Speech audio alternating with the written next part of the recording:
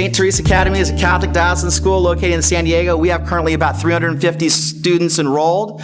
We have preschool through 8th grade. We're very blessed to have a lot of resources on our campus, but we weren't that way 9 years ago. We were struggling. We had a downward and spiraling enrollment going down to the lowest at 296. Each year from 9 years ago, we've been able to build an enrollment so that we now have about 350 students. So we're doing fine. We have about 42 staff members, and you're wondering, gee, how do you have 42 staff members when you only have preschool through 8th grade? Well, we have a lot of additional resources in terms of personnel. We have dedicated music teacher who's now teaching ukulele from K through 5 and guitar through 6th through 8th grades. We have an art teacher who's dedicated for specifically teaching art to K through 8. We have 3 part-time PE teachers, and we have a full-time librarian who specializes in library services. So we have a lot of additional support staff to make our school what it is. We do have a diverse population, but we do have a diverse population, and many of you may not know this, but Juan Diego affects our school too. We're located in just north of San Diego State on College and Navajo, and Juan Diego and a lot of the schools that are opening up in South Bay, we have 40% of our population coming up from the South Bay area. So we have about 60% which are local and 40% coming from East Lake, Chula Vista, Bonita, and Tijuana. This is our green team. Myself, this is Nora Murphy. This is Megan Ascroft. And we also have Kelly Howe, who's our 5th grade teacher, and Nancy Zora, our 6th grade teacher. They comprise our green team.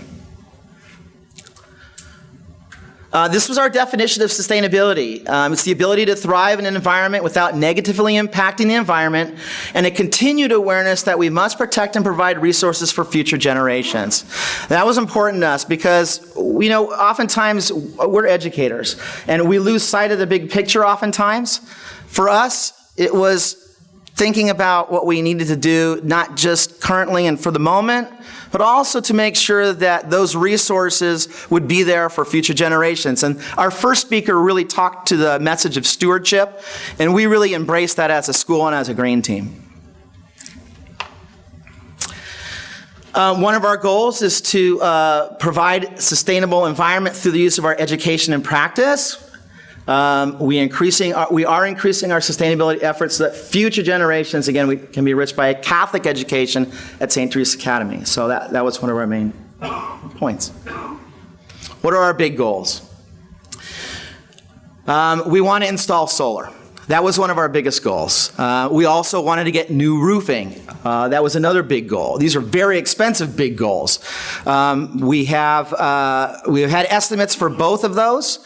We've looked at which needs to come first, roofing, solar roofing, and we figured it out. And we're going to be doing both a roofing project first, which will happen 2 weeks after school gets out. We'll be putting a TPO product on, which is a white, you've probably seen them, it's a white roofing.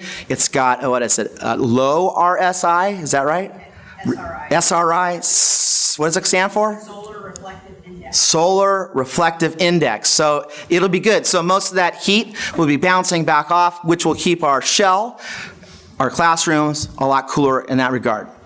We're also then going to install solar. We did look at sun power. Man, I wish we could get sun power because that's an amazing product. We're actually looking right now at Solar Symphony. They've given us a quote for that, and you'll see some of the numbers as we continue on. Our goal is to provide net zero energy, use what we produce what we use. There we go. That's good, right? Anybody else want to talk? You're good. He's doing a great job, right? Yeah. This is not the way it was supposed to work, by the way. Let's see. Our business case. By making strides to make our school more sustainable, we are reinvesting in our campus and answering the call as Christians to be the stewards of the earth. Our near-term objectives, again, our solar is to be installed also right after the roofing in 2015. And we're taking advantage of solar now because, as many of you are aware, December 31st, the rules for SDG&E will change. We don't know what that change will be, but we know that what they are now, and so we're going to try and lock in our best option at this point in time. We are going to implement our recycling program. We have a student council, and we have a commissioner of ecology. One of their responsibilities is to educate their student council and then spread the word to the students on campus. And of course, hopefully our teachers, we have so many of them on the green team, will then be empowered by the whole process. Students will learn. Maybe they'll take it home to their families. That would be amazing. We raised about $300 through the sale of the Earth Day shirts, and that cost will go, that revenue that we raised on that will go back to purchase recycling trash cans for paper, which is something that we really have not focused on in the past for our classrooms. So we go through about 80 cases of paper every, I won't tell you. We go through a lot of paper. So if we can recycle that, that would be to the benefit.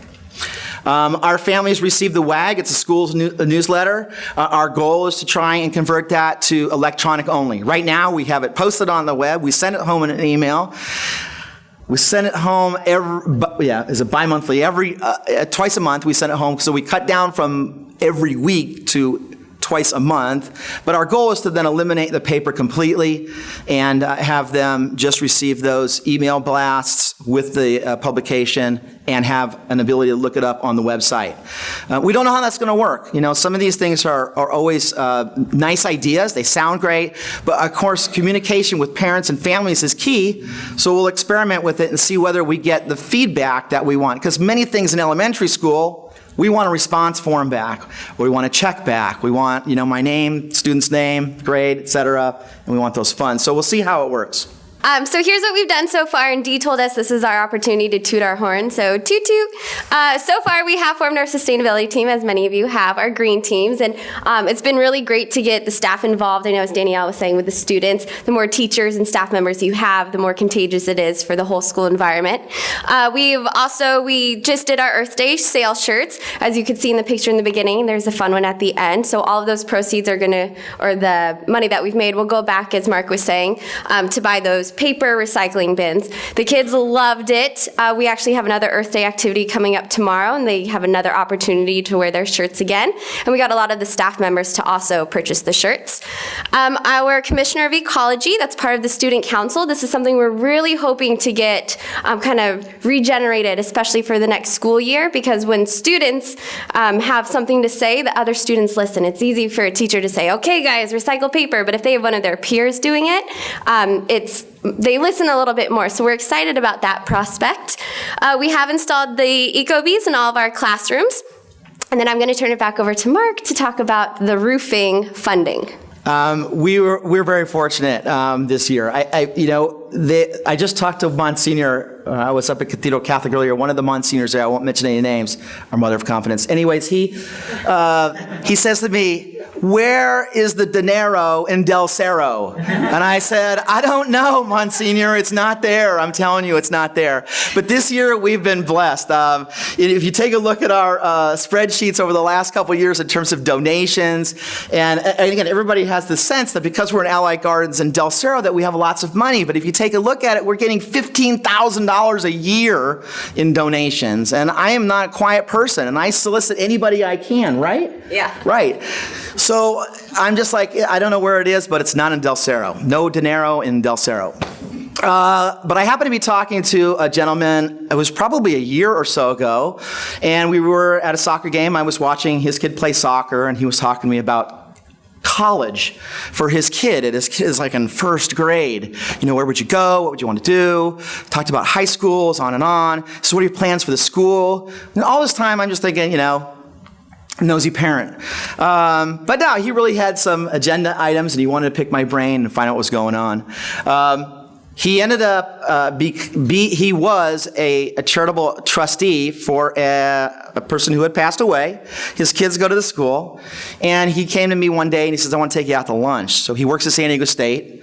Took me out to the little burger place over there, The Habit, I think it was, and we sat down, and he goes, "I'd like to give you some money on behalf of this charitable trust.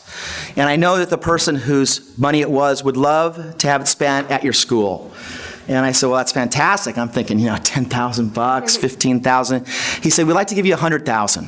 And I about fell off the stool, choking on my hamburger.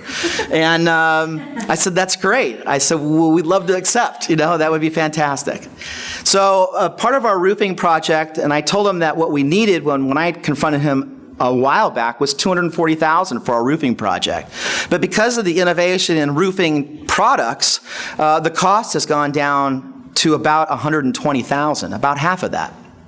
So he said, well, I can try and fund $100,000 for you, and we'll see what we can do. I said, great. He also gave me another $17,000 to put a sink in the preschool, because his wife is a preschool aide who works part-time, and she wanted that. So I said, great, we'll do it.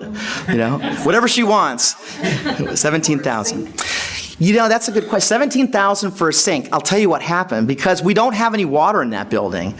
So we had to find a way to get water there first. That was the bulk of the cost. And then there was a 17-foot granite countertop they wanted and cabinets, but that was only $4,000. So you can imagine the rest of the construction was about $13,000. So yeah, it was amazing. So that was just the first part of it. And we thought, well, that's great. Now we'll go to Father. We'll talk about, raising funds for solar, finishing up the rest of the roof. After all, it is his plant, and he should be taking care of us.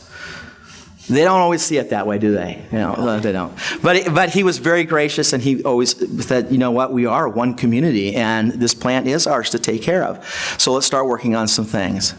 Anyways, this gentleman came back to me about 2 months later and said, Mark, I want you to put an email out to all your teachers and ask them for a wish list. Anything they want, let them know. Let them dream big. I'm still waiting on my lottery ticket. The winning lottery ticket. Yeah, the winning lottery ticket did not happen. But there were lots of things that we were able to purchase because of that. He came back and he said, actually, I got to tell you, one of the items I got was a stapler. Please, can I have a stapler? I said, sure, I can get that without having to dip into $100,000 or any kind of fund. So I got a stapler for whoever needed it. But he came back and he said, great, we'd like to fund all these wish list items. I want to give you another $100,000. I said, great. I said, I'll take it. So we ended up getting $200,000 to do the roof projects, a lot of other technology that we needed, desks, library books, science stuff, all kinds of materials. But it was really a benefit from somebody who had passed away, who didn't even know our school or parish, but who the person overseeing the funds was willing to give in our direction. So we thank him. The solar we took once I started the solar project, it was interesting because the parish then wanted on board. Most of you might work together with your parish pastor. Some of us are separate and have been for a while, and then it's trying to work together again to figure it out. I have a new pastor now. I've been on 3 pastors in 9 years. This pastor is one that believes that the whole plant should be working together towards the common good, which is awesome. He's really great. Father Michael Pham, you can tell him I said he's amazing. But his commitment to us has been really good. And once he found out we were exploring solar, he said, get the bids for the parish. And I said, okay, I'll work on that. And so we have. And he has really kind of committed to come up with the remainder. The total amount of solar for us is about $305,000. Some of the ways we share our accomplishments are many of the way you do, through our week at a glance. By the way, the WAG, which goes out in ours, which went out every week, is now bi-weekly. It took me almost 2 months to figure out what WAG stood for. So now everywhere we type it, I put week at a glance because nobody knows what the WAG is. It took me forever. I was asking parents and students, what's a WAG stand for? They didn't know. We do morning assemblies every morning, so a lot of our messages in the morning come out within the first 15 minutes of school. In our classrooms, our teachers really give that message out to the students, and they really help them figure out why are we doing what we're doing, because if we're just doing it because we're told to do that, then it's not a really valuable tool. So a lot of what they do is empower the kids, especially student council. They go around to classrooms, and then they get then they understand why it is we're doing what we're doing. Our parish bulletin, our pastor, like I said, has been very gracious. We have a whole page in our parish bulletin now that focuses on just the academy, and we fill it with photos, information, upcoming events. It's a very useful tool. We have PTG meetings. We have a lot of our PTG meetings are just what are they called? Town hall meetings. So for lots of principals, this town hall meeting concept is not pleasant. I don't really care. I would rather have people fire questions at me and criticize me right there to my face rather than doing the parking lot. So I like the town hall concept. It's not a problem. We also send email blasts out, and then of course we have our website. So I'm going to do a shameless plug right now. Our website is being designed by Partners in Faith, Tom Hyatt back there. So it's Faith in Marketing, Tom Hyatt. So that was my shameless plug for the day. And it's amazing. It looks great. It's amazing, looks great, very functional. So if you need any media services, talk to Tom. Yes. Okay. Our initiatives.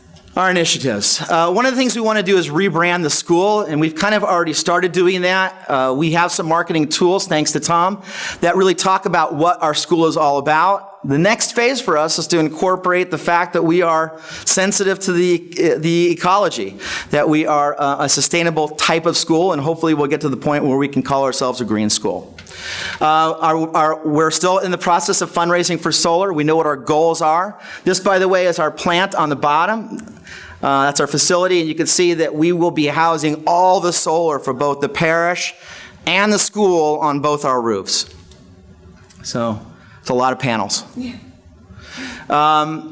Student council engagement, Earth Day student engagement, those are some examples of some of the behavior and cultural changes that we're working through. And of course, we're upgrading HVAC as it becomes needed. We have a 20-year-old HVAC on on our computer room, the one that needs it the most. So we'll be replacing that this summer as well. And that will be a substantial savings in the old unit versus the new unit. You will see some numbers there a little bit later. Our solar installation, our recycling, and our roof installation. Those are our big items. Our financial costs and benefits for bottles, cans, we separate those and we put them in the bins that you see. There's no financial gain for us, and you might ask, well, why not? One of the things that our maintenance supervisor does is take the bottles and cans, and so that's part of his supplement to his income. So we don't have a problem with that. We think that if he's willing to transport them down there and take them out for us, he should benefit. So we support that. Some of the intangible or other benefits, it's a heightening and awareness for the recycling program, strengthening engagement in the classroom, everybody's on the same page, and of course, school pride. This is some information about our solar installation. We've talked quite a bit about it. At the school site, it's $156,000. It was the estimate that we looked at. It will pay for itself within 4.4 years. Our annual savings will be $22,000. Our system is a 96 kilowatt system, and we estimated that over the 20 years of the life of the warranty, it's actually a 25-year warranted system, but we will be saving $1.3 million, all of which can be put back into the facility or used for other things. Intangible other benefits, we're going to market the school as sustainable and eco-friendly. The 20-year-old HVAC system that we have will be replaced. Our project investment is $5,000. We have a parent. Again, we're using a resource that we have at the school who will donate all his time, and he will basically get us the system at cost. So he has to pay a couple laborers. Our estimated cost for that replacement for SEER 13 unit is about $5,000. We estimate from going from SEER 11 to SEER 13 that our annual saving cost will be about $753 per year. One of the things we do this for is energy costs, but also carbon footprint and so on. And that's pretty much, so it's the same thing. Yeah, we could go on. There's the $305,000 for our entire plant solar project. Our annual savings cost will be $65,000 for about a 200 kilowatt system. Okay. These are more boring numbers. It's pretty much what we've already covered. Yeah, we've talked about them. So we'll skip over it. Well, let's just look at it for a couple seconds, just because it's impressive. Thank you for the wow. And now next slide, please. Let's see. Our business model and strategy, sustainability education has to be ongoing. Again, we're educators and we forget. And so I think we need to build within our green teams the ability to keep relooking, revisiting, revitalizing, our sustainability education, not only amongst ourselves, but within the students in the classroom. We need to create a school action plan. We have not done that. That permeates not only our students, but also our families, because that's the next extension. I mean, that's the same thing we need to be doing with our religious education, is something that we take from this and push it forward, because our religious education, we do really well within our own classrooms, but our parents don't know anything about the religious education. Many of them, I shouldn't say all of them, some of them do. Did I get off tangent? No, you're good. Oh, they could try to, just kick me. Really. Okay, but I think that's really important. You know, something we learn from this, we can take and apply to something else. Occupancy sensor is something that we're going to also put in place. We find that if we could use those, that when we're out during lunch, or if we get to turn a light off during lunch, or maybe after school we leave early, if we get to turn a light off, it will save us energy in the long run. Okay. Here we go. Somebody else want to talk now? With the occupancy sensors. Let's go on up, please. With the occupancy sensors, how we ended up calculating it was Dee told us to go around at a certain time through each day and count the number of lights that were on. And she had suggested 4 o'clock, and the more we talked about it, we're like, everyone's really good about turning off the lights when they leave at the end of the day. They're like, I'm out of here, just shut everything off and go. Except for Nora and I, we always stay really late, of course, dedicated teachers. Shameless plug for myself. By the way, Yeah, come on! Thank you. You gotta make me feel good.